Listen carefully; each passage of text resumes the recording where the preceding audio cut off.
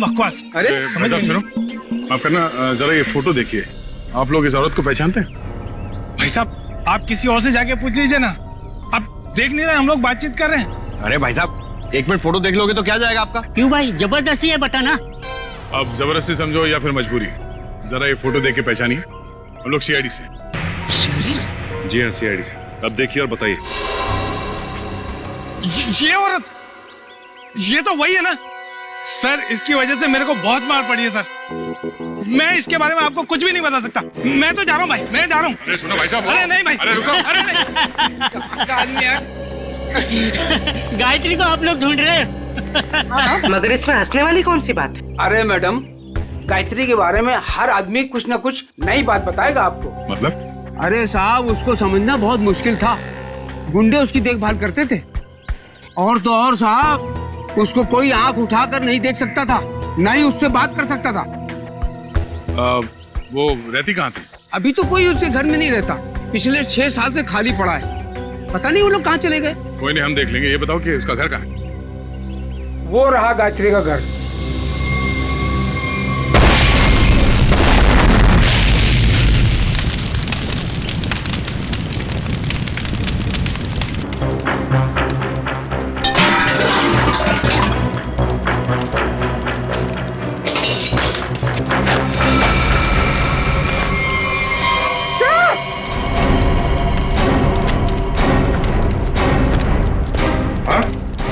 ये देखिए,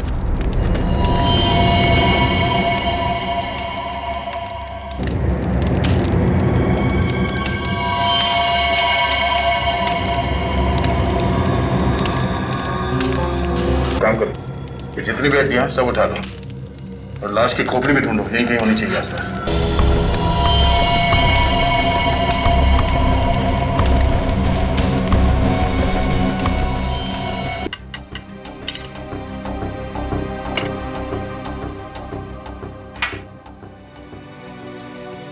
माँ जी, वो लोग इंतजार कर रहे हैं। आपके बेटे का गुस्सा तो बढ़ रहा होगा।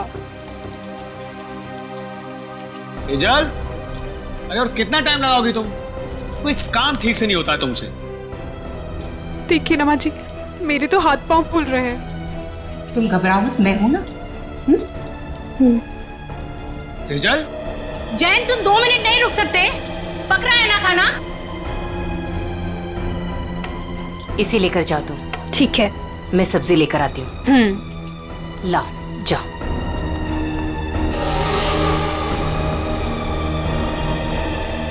थैंक गॉड, आज खाना तो ठीक वक्त पर आ गया।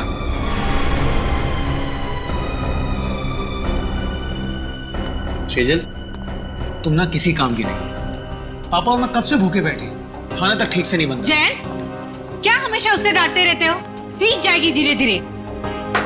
माँ, आप ही ने ना इसको अपने सर पर चढ़ा कर रखा है। मेरी लाडली बहू, मेरी लाडली बहू।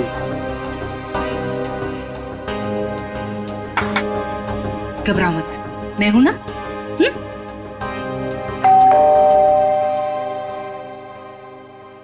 अरे यार, अब ये खाने के वक्त पर कौन आ गया? हाँ सर, ये आपका पार्सल आया है। पार्सल? जी हाँ पर भेजा किसने? सर, एक तो आपने पड़ा हुआ पार्सल लेके आया हूँ और ऊपर से मुझसे ही सवाल कर रहे हैं। तो हमने अभी तक किसी को एड्रेस नहीं दिया तो पार्सल कैसे आ गया? अरे भाई 4 दिन हुए हमें यहाँ पर आए हुए, पार्सल कैसे हो सकता है? अरे बेटा, पार्सल पे नाम किसका है वो तो देखो। अरे माँ, नाम ही तो सफाचट है। ये लीजिए अपना पार्सल। चाहे आप इसे रखिए चाहे इसे फेंक दीजिए, आपकी मर्जी। और ये लीजिए, यहाँ पर साइन कर दीजिए। पापा, इसके अंदर तो कुछ अजीब सी चीज है।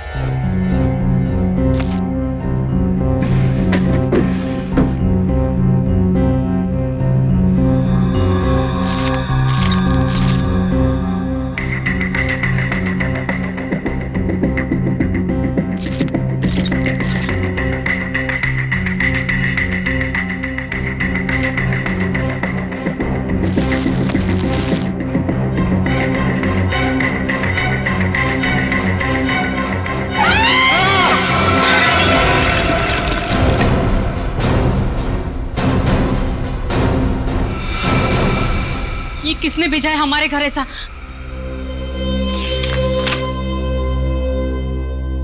चिट्ठी? आपको ये चिट्ठी इसलिए लिख रही हूं कि आपको बता सकूं कि आप कितने बड़े जल्लाद हैं। आपको जला देना चाहिए, गोली मार देनी चाहिए और नरक में सड़ाना चाहिए। जो आप मुझसे करवा रहे हैं वो गलत है।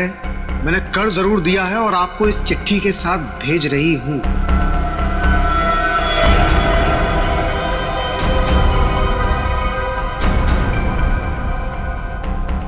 लेकिन अब बस, अब मैं आपके लिए ये घोर पाप नहीं करूंगी। मैं कुछ नहीं करूंगी।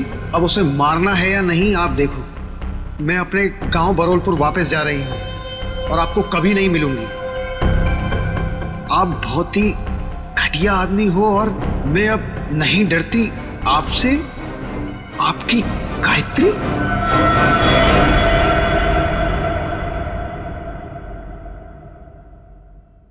कौन है ये गायत्री? हाँ?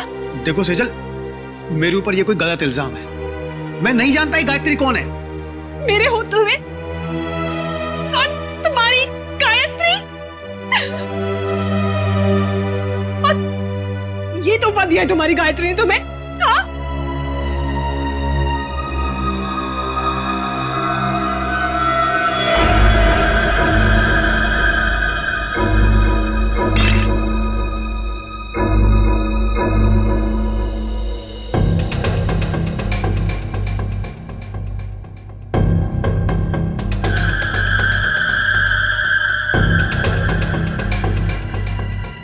माय गॉड, छोटे बच्चे की कटी हुई उंगली है सर। फॉर्मल्डिहाइड में रखी है, लगता है 5-6 दिन पुरानी होगी सर। उंगली काट के भेजा है, मतलब ब्लैकमेलिंग किडनैपिंग का केस लग रहा है सर।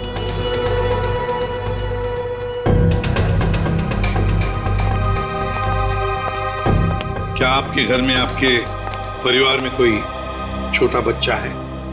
नहीं सर, हमारे यहाँ तो कोई बच्चा नहीं और ना ही ये पार्सल हमारा हो सकता है। लेकिन आया तो तुम्हारे घर पर ही ना। अगर इसी एड्रेस पर आया तो और किसी का कैसे हो सकता है? हाँ? चिट्ठी कहाँ है वो? सब जिसके लिए लिखी गई थी उसके पास ही होगी। अरे यार, क्यों मुझे मरवाने पर तुले हुई हो? सर, चिट्ठी।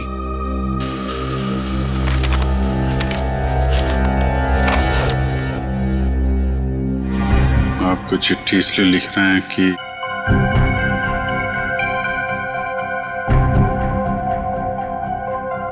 बहुत ठीक घटिया आदमी हो और मैं नहीं डरती आपसे। आपकी गायत्री। सर, हमें नहीं पता ये चिट्ठी में ये लड़की क्या बात कर रही है और हम गायत्री को नहीं जानते।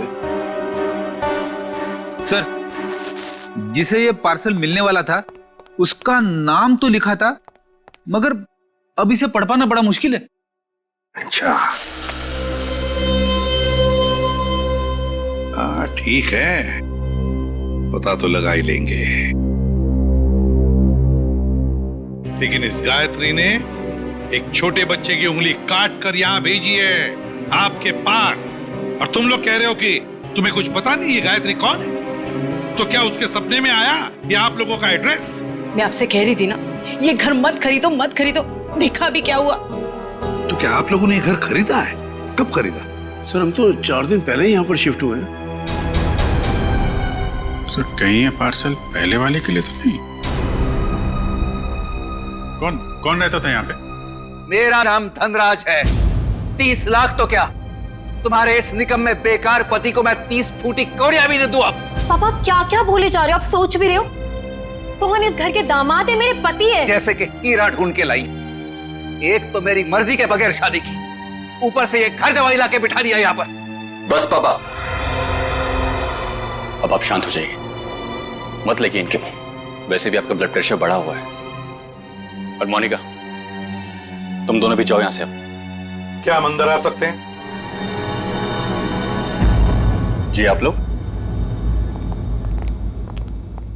हम लोग सीआईडी से हैं। सीआईडी? जी हाँ। कहिए।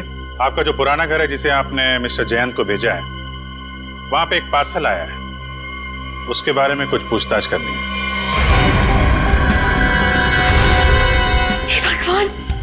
उंगली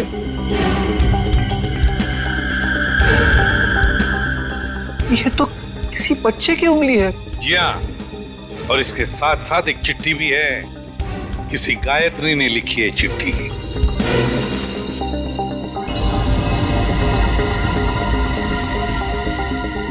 कौन है ये गायत्री? सर, हमारे तो पूरे खानदान में कोई दूर दूर तक गायत्री नहीं है।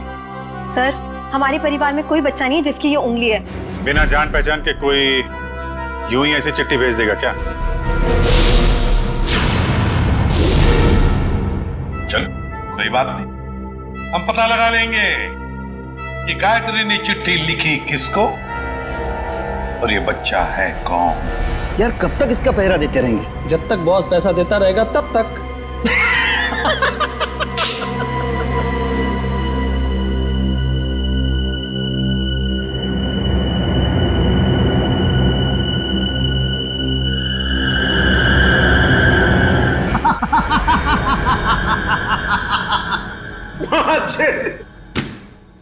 कटी हुई उंगली देखकर सदमा लगा इसे।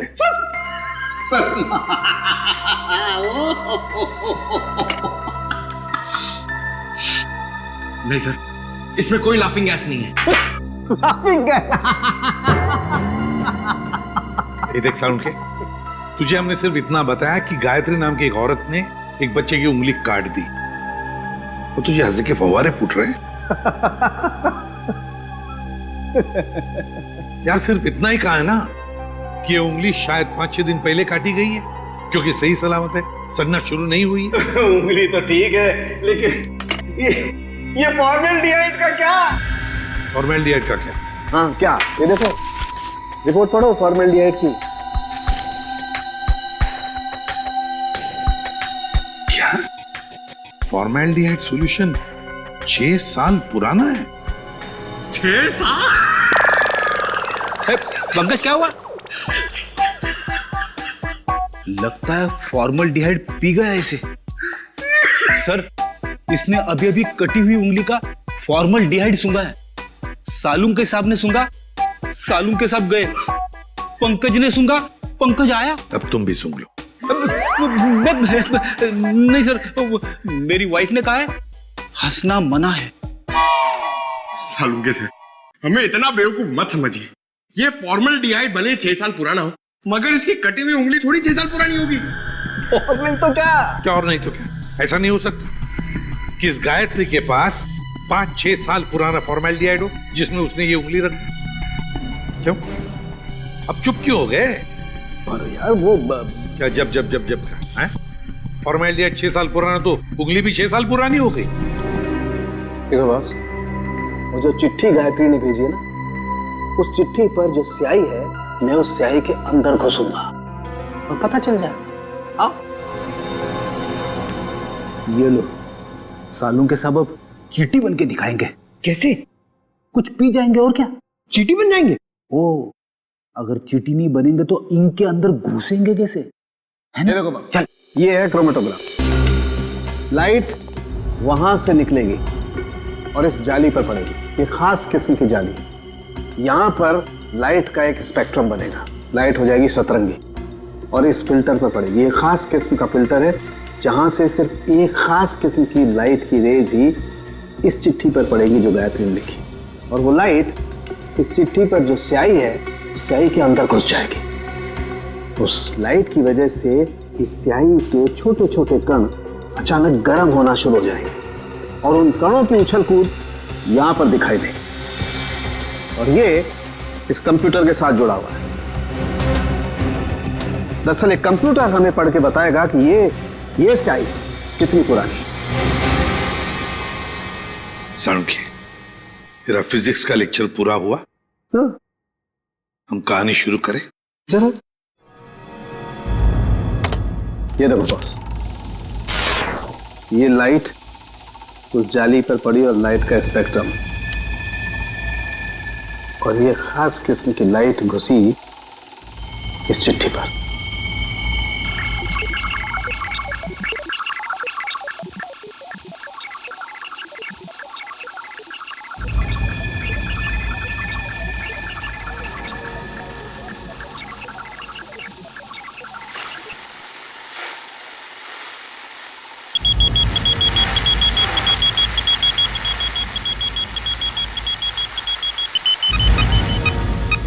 6 साल?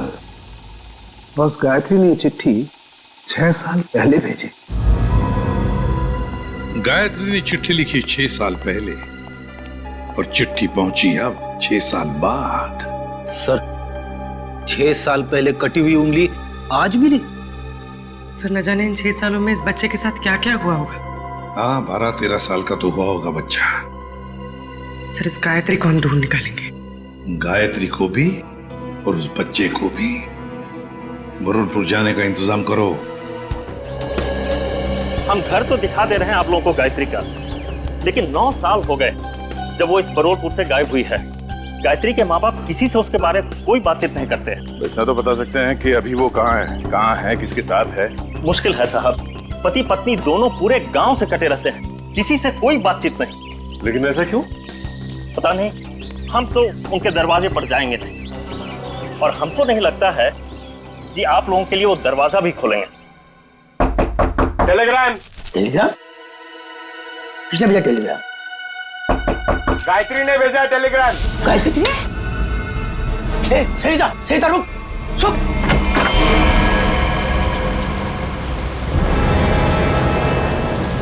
कौन है भैया आप लोग? हम लोग सीआईडी से। सीआईडी से?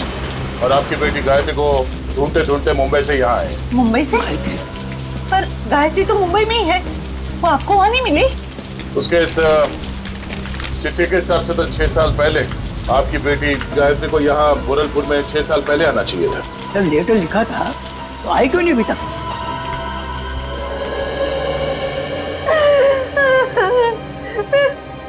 कहाँ गई मेरी बच्ची? कहाँ गई? कहाँ गई मेरे बच्चे? देखिए, आप लोगों को गायत्री के बारे में जो कुछ भी मालूम है हमें बताइए, हम उसे ढूंढ निकालेंगे। हो सकता है वो किसी परेशानी में हो। हाँ? वो मुंबई में कहाँ रहती थी? पता नहीं साहब, मेरी गायत्री 18 साल की थी तो भागे मुंबई चली गई। वो हम लोगों ने उसको मुंबई नहीं छोड़ दी। अचानक एक दिन उसने फोन किया कि उसने वहाँ किसी के साथ शादी कर ली। पूरे गांव के सामने हमारी इज्जत को मिट्टी में मिला दिया।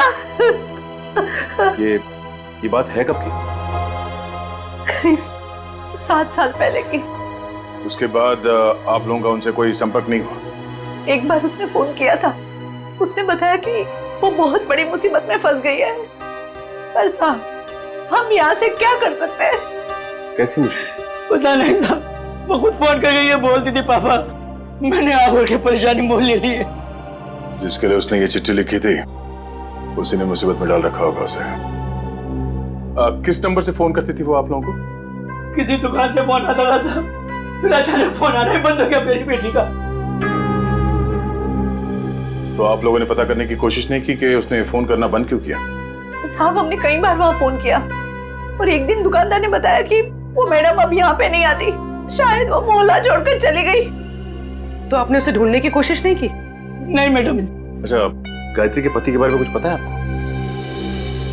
कोई पता नहीं साहब पति के बारे में। अच्छा, गायत्री का एक बेटा भी था ना? नहीं साहब, उसका कोई बच्चा नहीं था, वरना क्या वो अपनी माँ को नहीं बताती? ठीक है, आप हमें उस दुकान का नंबर दीजिए और गायत्री का फोटो भी हम पता कर लेंगे। ये क्या है, तेरे को बच्चे को तैयार करने में इतना समय लगता है? अरे आ रहा हूँ भाई, नए कपड़े पहना रहा हूँ। ठीक है, जल्दी आ। पता नहीं यार ये बॉस को भी क्या हो जाता है, हर महीने में एक नया कपड़ा पहनाकर उसका फोटो खींच के भेजने को कहते हैं। कमाल है। चल ना, ले तैयार हो गया। बेटा क्यों रो रहे तू? ये अंकल ने मुझे मारा। बेटा मत रो, अंकल को हम बाद में खूब मारेंगे। अब स्माइल दे, एक फोटो निकाल लेता हूं तेरा। सर पिछले 15 साल से हम धनराज के पड़ोसी थे सर। हम उसकी रग रग को जानते हैं सर। उसने जरूर कुछ गड़बड़ किया होगा, तभी तो अपना घर वो कोड़ियों के भाव बेचकर भाग गया। तो ये कुमार जी मोहल्ले में पूरी बात बताते समय घबरा रहे थे तो इनको यहाँ ले आए। सर हम मोहल्ले में उनके बारे में कुछ बोल नहीं सकते थे क्योंकि बड़े खतरनाक लोग हैं सर, वो हम सबकी जान भी ले सकते थे। हाँ सर, उसका बदमाश दामाद सोहन और वो खुद बुढ़ा धनराज, अगर वो डस भी ले ना सर तो कोई पानी ना मांगे। अच्छा, ऐसा क्या किया उन्होंने आपके परिवार के साथ? सर उनको समझना बहुत मुश्किल है, बहुत घटिया लोग हैं सर, एक नंबर के क्रिमिनल है सर। मेरी बेटी की हालत देखिए ना सर, धनराज के बेटे ने इसकी जिंदगी खराब कर दी। रणवीर ने? नहीं सर, हम रणवीर की बात नहीं कर रहे हैं, उसका छोटा बेटा अमन की बात कर रहे हैं सर। एक मिनट। उनके घर में हमने एक ही बेटा देखा, रणवीर, लेकिन धनराज का दूसरा बेटा अमन है, ये तो हमें किसी ने नहीं बताया। सर, उन्होंने भी आपको सच नहीं बताया। भगोड़ा है अमन। सर, उससे मेरी शादी होने वाली थी और सगाई के दिन ही वो मुझे छोड़कर भाग गया। पता नहीं कहाँ चला गया था। ये धनराज और उसका परिवार तो काफी शातिर निकला सर। गायत्री का फोटो दिखाओ इन्हें। सर, इसे कभी देखा उनके परिवार में? ये गायत्री? नहीं, कभी नहीं देखा। अच्छा, कोई बच्चा भी था उनके परिवार में? नहीं सर, कभी कोई बच्चा नहीं देखा। अभिजीत, ये अमन वाली बात मुझे गड़बड़ लगती है। क्या उस अमन के बारे में और कुछ बता सकती हो तुम? हाँ सर, अमन और उसके पापा की बिल्कुल नहीं बनती थी, इसलिए वो एक गोरेगांव के रेस्टोरेंट में काम करता था, फिर पता नहीं अचानक कहाँ गायब हो गया। अभिजीत, तो गोरेगांव में जाकर पता लगाओ किस होटल में ये अमन काम करता था। ये तो बहन जी हैं। बहन जी? हाँ साहब, सीधी सादी सी थी, हमेशा दुखी दुखी रहती थी, तो मैं इन्हें बहन जी कहता था। करीब 5-6 साल हुए हैं, अब मेरी दुकान पे नहीं आती हैं। आप बता सकते हैं कि वो इतना दुखी क्यों रहते थे? मैडम, मुझे नहीं मालूम, ये तो उनके पति ही बता सकते हैं। आप उनके पति को जानते थे? नहीं साहब, उनके पति को तो कभी देखा नहीं, लेकिन अक्सर हर दूसरे दिन बहन जी मेरी दुकान पर अकेली ही आती थी। यहाँ से अपने गांव फोन करती थी, अपनी जरूरत का सामान लेती थी और चली जाती थी। उसके साथ कोई बच्चा भी आता था 5-6 साल का? नहीं साहब, मैंने कभी कोई बच्चा नहीं देखा इनके साथ। अच्छा, ये बहन जी रहती कहाँ पर थी? साहब, अगर मुझे इनके घर का पता मालूम होता तो मैं अपने उधार के 2500 रुपए वसूल नहीं कर लेता इनसे। सर, अगर ये गायत्री हर दूसरे दिन यहाँ फोन करने आती थी तो इसका मतलब तो यही है ना कि कहीं आसपास ही रहती होगी। इतनी वाहियात फिल्म थी ना कि मैं तो पूरी पिक्चर में ही सोता रहा। अरे क्या बात कर रहे? तो और क्या, इतनी बकवास पिक्चर? अरे एकदम बकवास। अरे समझ सुनो, आप करना जरा ये फोटो देखिए, आप लोग इस औरत को पहचानते हैं? भाई साहब, आप किसी और से जाके पूछ लीजिए ना, आप देख नहीं रहे हम लोग बातचीत कर रहे हैं। अरे भाई साहब, 1 मिनट फोटो देख लोगे तो क्या जाएगा आपका? क्यों भाई, जबरदस्ती है, बताना। अब जबरदस्ती समझो या फिर मजबूरी, जरा ये फोटो देख के पहचानिए। हम लोग सीआईडी से। जी हाँ, सीआईडी से। अब देखिए और बताइए। ये औरत, ये तो वही है ना सर, इसकी वजह से मेरे को बहुत मार पड़ी है सर। मैं इसके बारे में आपको कुछ भी नहीं बता सकता। मैं तो जा रहा हूँ भाई, मैं जा रहा हूँ। अरे सुनो भाई साहब। अरे नहीं भाई, अरे रुको। अरे नहीं।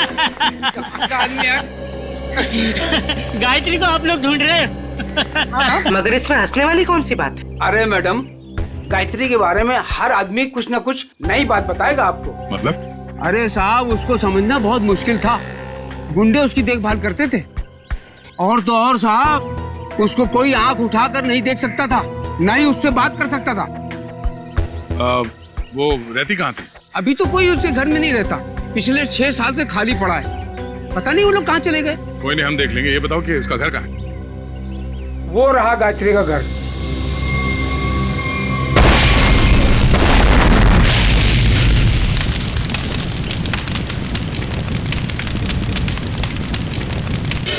ये तो अमन साहब हैं सर। ये बहुत पहले यहाँ पर मैनेजर होते थे सर, बहुत खड़ूस थे ये, 1 सेकंड चैन से नहीं बैठने देते। अच्छा, ठीक है ठीक है। उनके बारे में हमें कुछ और बता सकते हो? हाँ साहब, सुना है कि इनके पिताजी के साथ इनकी बिल्कुल नहीं बनती थी, इसीलिए वो इतने बड़े बाप की औलाद होने के बाद भी यहाँ काम करते, और फिर किसी रईस लड़की से उन्होंने शादी कर ली, और फिर शायद वो बेंगलोर चले गए। और क्या सर, करीब 6 साल पहले एक कार एक्सीडेंट में वो, उनकी पत्नी और उनका बेटा मारे गए। तीनों मर गए? सर सुना तो ऐसा ही था। उनकी पत्नी का नाम गायत्री था क्या? नहीं सर, गायत्री तो नहीं था, नाम तो कुछ और था सर। पहले याद था पर अब याद नहीं आ रहा। तुमने बताया उनका बेटा भी था? हाँ सर, करीब 5-6 साल का था जब वो एक्सीडेंट हुआ था। Thank you very much. वो उंगली 5-6 साल पहले की कटी हुई है, किसी 5-6 साल के बच्चे की है, और अमन के बेटे का एक्सीडेंट भी 5-6 साल पहले हुआ था, और वो चिट्ठी भी 5-6 साल पहले लिखी है। तो ये बच्चा तो पोता निकला धनराज का। कहीं ऐसा तो नहीं कि ये बच्चा भी जिंदा हो? मुझे भी ऐसे ही लग रहा है। जरा बेंगलोर फोन करो और पुलिस स्टेशन से एक्सीडेंट के सारे रिकॉर्ड मंगवा लो। इस गायत्री का कुछ ना कुछ लेना देना है धनराज परिवार से। पर ये धनराज सारी बातें हमसे छिपा क्यों रहा है?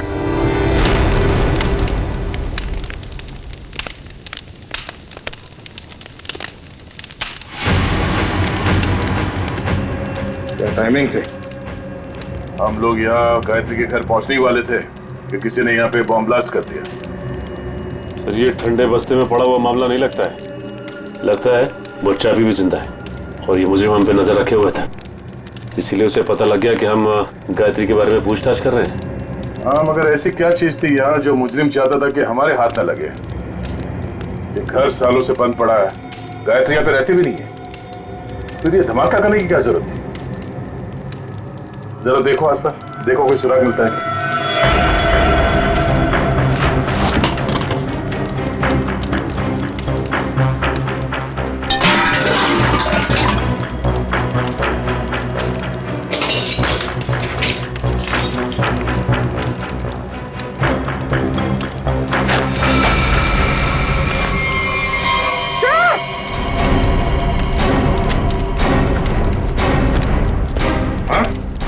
ये देखिए,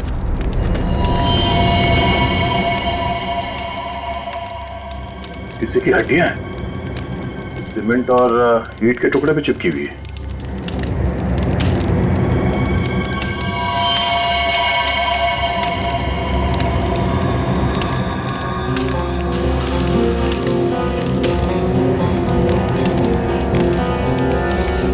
इतनी सारी हड्डियां, लगता है यहाँ पे किसी की लाश को गाड़ दिया गया था और उस कंकाल को नष्ट करने के लिए ब्लास्ट किया गया। तो मतलब मुझे नहीं चाहता था कि कंकाल हमारे हाथ लगे।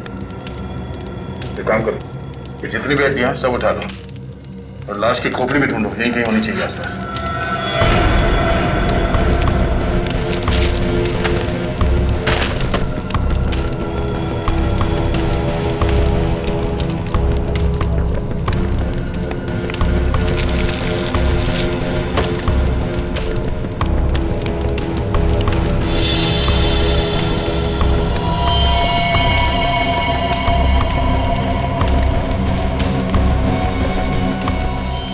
ये देखो, मिल गई खोपड़ी। मतलब सर किसी की लाश को यहाँ पे गाड़ा गया था? और ये है कौन? इसके साथ ऐसा क्या हुआ था कि इसके गाड़ने के बाद भी इसकी लाश को जला के नष्ट करने की कोशिश की गई है?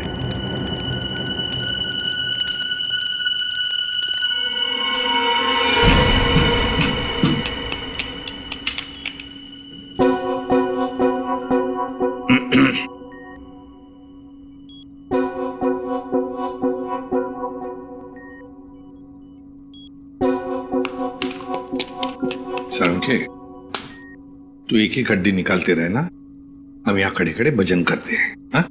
बॉस, आप वक्त से पहले आकर के खड़े हो गए मेरे सर पे। ये हड्डियां किसकी है बता?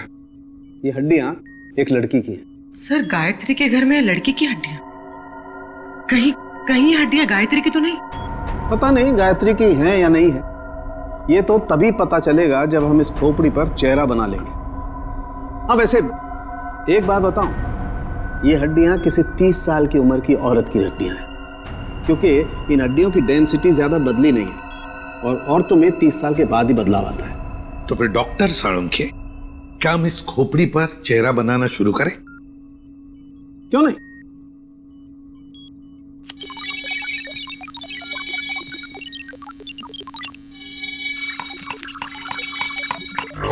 वैसे एक बात बताओ, जिस किसी ने भी गायत्री के घर में ब्लास्ट किया है उससे बड़ा गधा संसार में कोई और होगा नहीं।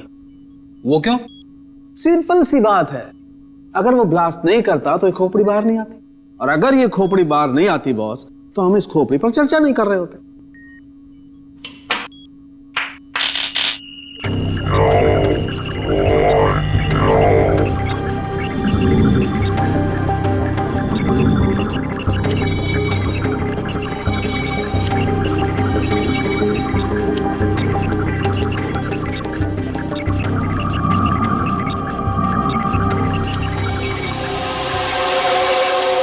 जैसे इसको थोड़ा वक्त लगेगा बॉस।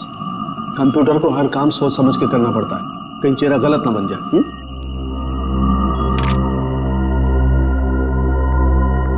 माय गॉड, ये क्या है? ये देखो बॉस,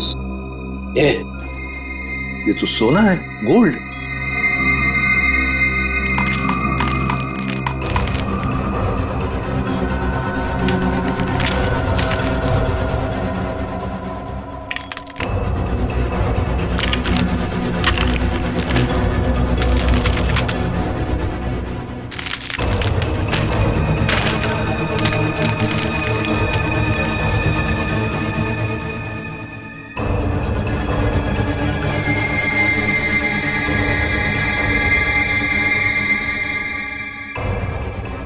ये देखो बॉस, ए फॉर एप्पल। यार, ए फॉर अमन। हाँ, चेहरा बन गया बॉस। गायत्री। सर, गायत्री के घर में घुस के किसी ने उसे मार दिया और उसे अपने घर में गाड़ दिया, और गायत्री ने उस बच्चे की उंगली काट कर भेज दी। और हुआ क्या उस बच्चे का?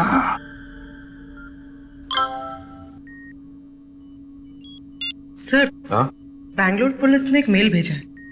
लिखा है कि 6 साल पहले अमन अपनी वाइफ के साथ कहीं जा रहा था, कार पहाड़ से नीचे गिर गई और कार में आग लग गई। हाँ, मगर इस फोटो में बच्चा भी है। पर सर, मेल में तो बच्चे का कोई जिक्र ही नहीं है। इसका एक ही मतलब हो सकता है कि बच्चा जिंदा है। सर, बच्चे ने गले में चेन भी पहनी हुई है। और सर, वही वाली चेन है, A for apple. A for Aman. पर सर, अमन के बेटे की चेन गायत्री की लाश के पास मिली। अमन और उसके पत्नी की गाड़ी का एक्सीडेंट हो गया 6 साल पहले। गायत्री ने उनके बच्चे को पकड़ लिया, उसी की उंगली काट कर भेज दी। और अब तो गायत्री ही नहीं रही, तो फिर वो बच्चा कहां गया? उस बच्चे को ढूंढना होगा, बचाना होगा, और इस धनराज की गर्दन पकड़नी होगी। बस बबलू ने एक निवाला खा लिया ना, तो हमारा काम हो जाएगा।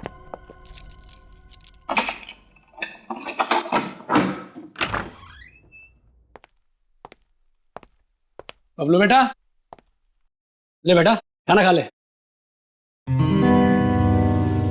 ये मेरे लिए? हाँ मुन्ना, तेरे लिए ही है, ले खा ले।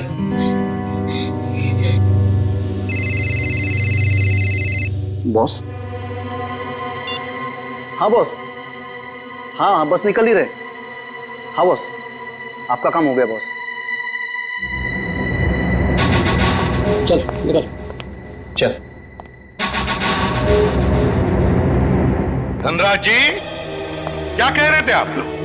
कि आपको उंगली के बारे में कुछ पता नहीं, गायत्री कौन है किसी को कुछ नहीं मालूम, आपके पूरे परिवार में कोई बच्चा है ही नहीं, तो फिर क्या ये झूठ पे झूठ बोलते रहे आप।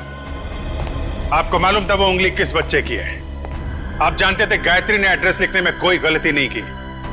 आपने ये बताना जरूरी नहीं समझा कि आपका एक और बेटा था, अमन, जिसका एक 5-6 साल का बच्चा है? क्यों? सर, जब मैंने उंगली देखी थी तो मुझे लगा था कि वो शायद पोते की हो सकती है। सर बचा लीजिए उसे, सर बचा लीजिए, सर प्लीज बचा लीजिए उसे। वो किसी की कैद में है पिछले 6 साल से।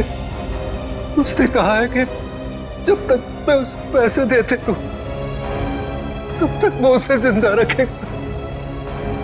सर, उसने मुझे धमकी दी है कि अगर मैं किसी को बताऊं तो मेरे बबलू को मार देगा।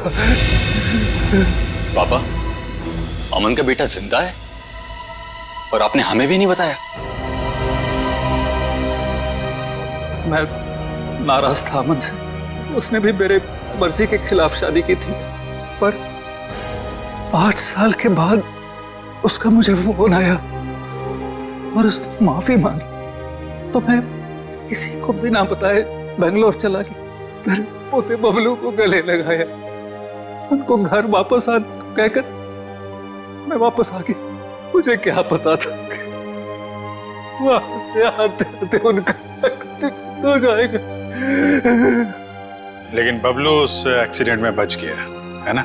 मुझे लगा था कि उन दोनों के साथ बबलू भी नहीं रहा, पर एक दिन किसी आदमी का मुझे फोन आया। उसने बबलू की आवाज मुझे फोन पर सुनवाई और कहा कि जब तक मैं उसे 10 लाख रुपया महीना देता रहूंगा तब तक बबलू जिंदा रहेगा। आपको ये कैसे लगता था कि उन्होंने बबलू को जिंदा रखा होगा? सर, वो हर महीने मुझे बबलू के फोटोग्राफ्स भेजता रहा सर। 1 मिनट, ये लीजिए सर।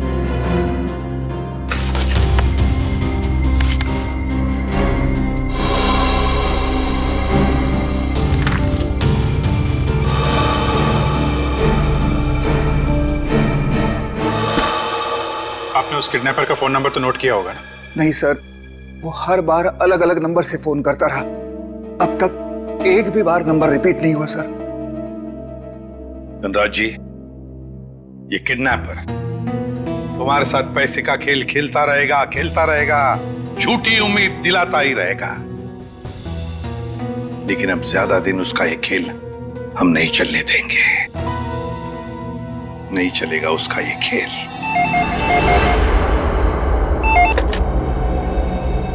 हेलो धनराज जी, मैं सोच रहा हूँ कि आपका पोता मैं लौटा दूं। ओह, तुम हो? भगवान तुम्हारा भला करे। प्लीज मेरे पोते को लौटा दो। हम भगवान के भरोसे पे नहीं रहते। तुम हमारा भला करोगे और हम तुम्हारा।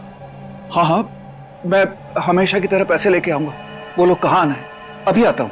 नहीं, अभी नहीं, कल सुबह ठीक 7 बजे कल्लू गैरेज, और इस बार 10 करोड़ लेकर आना। 10 करोड़? हाँ, 10 करोड़। पर इतने सारे कैश पैसे मैं कहाँ से ले आऊंगा? इसीलिए तो 12 घंटे का समय दे रहा हूँ ना। और सुनो, कोई चालाकी नहीं, वरना अपने पोते से हमेशा के लिए हाथ धो बैठोगे। नहीं नहीं, प्लीज कुछ भी मत करना मेरे पोते को। मैं पहुंच जाऊंगा, 7 बजे के पहले ही पहुंच जाऊंगा। Hello hello hello.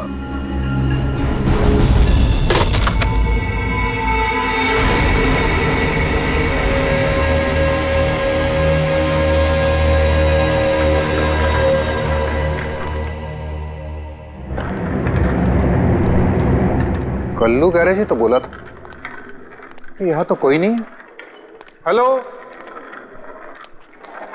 हेलो, कोई है? पापा, रणवीर, रणवीर तुम यहाँ क्यों आए? पापा, मैं आपको किडनैपर से अकेले मिलने कैसे आने देता? रणवीर, तुम्हें पता है उसने कहा था कि मैं अकेला ही यहाँ हूँ। अगर उसने तुम्हें देख लिया तो वो बबलू को कुछ भी कर सकता है। रणवीर, जाओ, भागो, तुम भागो।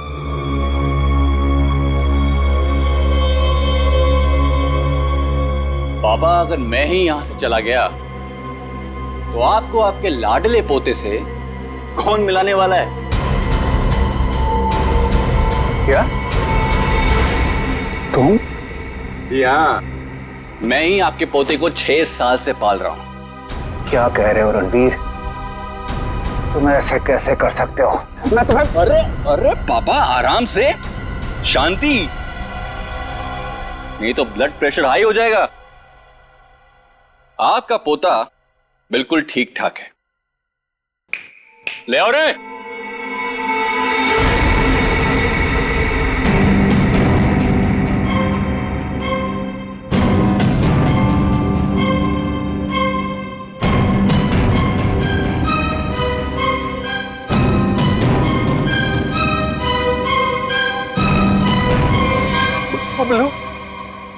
दादाजी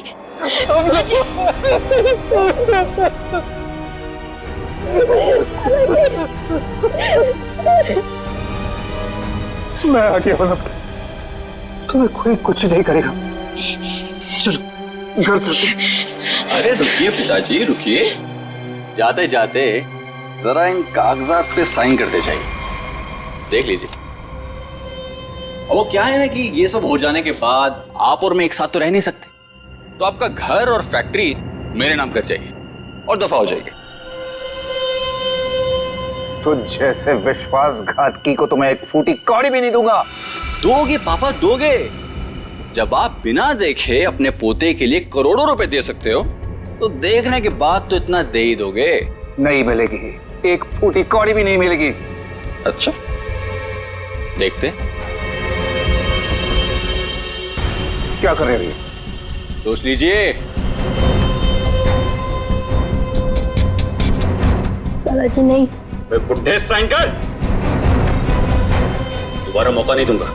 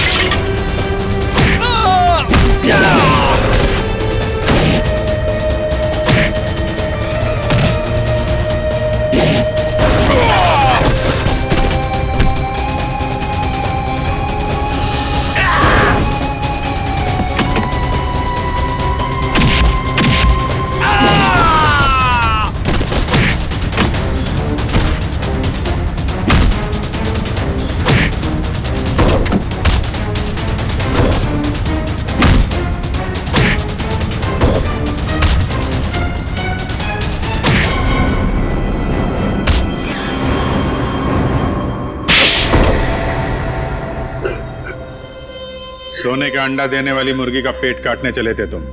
सारे अंडे एक साथ चाहिए थे, हैं? धनराज जी को फोन करके यहां बुलाना तुम्हारी सबसे बड़ी गलती थी। गायत्री ने वो चिट्ठी इसी जल्लाद के लिए लिखी थी, इसने शादी की थी उससे। अब बता क्यों किया तूने ये सब? कोई औलाद नहीं थी इनकी, तभी इन्होंने मुझे गोद लिया था। लेकिन फिर अमन के हो जाने के बाद मैं इन पर बोझ बन के रह गया था। रणवीर, मैंने तुम्हें कभी अमन से कम नहीं समझा बेटे। झूठ बोल रहे हो तुम। अमन ने इनकी मर्जी के बगैर शादी की थी और वो घर छोड़ के चला गया।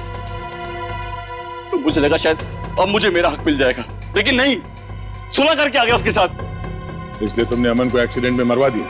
हाँ, लेकिन उस एक्सीडेंट में अमन का बेटा अंकित बच गया था। लेकिन मैंने सोचा कोई बात नहीं, इसी बच्चे के जरिए मैं इस पैसे के पुजारी से पैसा निकलवाता रहूंगा और एक दिन इनको कंगाल बना दूंगा। गायत्री तो तुम्हारी पत्नी थी, उसको क्यों मारा? सर, मुझे लगा वो अंकित को मेरे हिसाब से संभाल लेगी, लेकिन नहीं, उसे उस पर दया आने लगी। मेरे इतने दबाव देने के बाद ही उसने इसकी एक उंगली काटी थी और उसके बाद वो मुझे धमकाने लगी। कहती है कि अंकित को जल्दी से घर छोड़ दो वरना मेरा भांडा फोड़ देगी, मेरा, अपने पति का। इसलिए तुमने उसे भी मार के वहां घर में गाड़ दिया? हाँ, क्योंकि मैं नहीं चाहता कि मेरी तरफ आराम से आने वाले पैसों के बीच में कोई भी रुकावट बन जाए। रुकावट तो आनी ही थी रणवीर। जुर्म के रास्ते में रुकावट डालने और मुजरिम को उसके अंजाम तक पहुंचाने के लिए सीआईडी बनी है। 3-3 खून करने और बच्चे की किडनैपिंग के जुर्म में जेल की सलाखों के पीछे सड़ना होगा जब तक फांसी का ऑर्डर नहीं आता।